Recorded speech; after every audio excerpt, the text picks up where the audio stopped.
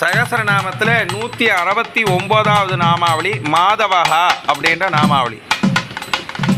இதற்கு ஆழ்வார் ஆச்சாரியர் பெரியோர் கொடுத்திருக்க மிகச்சிறந்த விளக்கம் என்னன்னா, பரமாத்மா ஞானத்தை கொடுப்பவர் அப்படின்னு சொல்லி நிறுத்திடுறார்.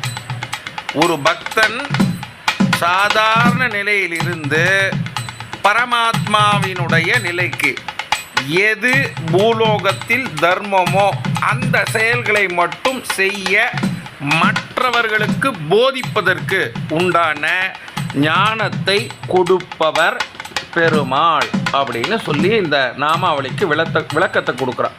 அவ்வளோ விசேஷமான நாமாவளி. மாதவகான்னு ஒருத்தரை நாம் சொன்னோமானா அவர் பரமாத்மாவினுடைய விஷயங்களை அறிந்தவர். அவரால் நம்ம பரமாத்மாவுக்கு உண்டான ஞானத்தை பெற்றிருப்பவர் அப்படின்னு அர்த்தமாக இருக்குது.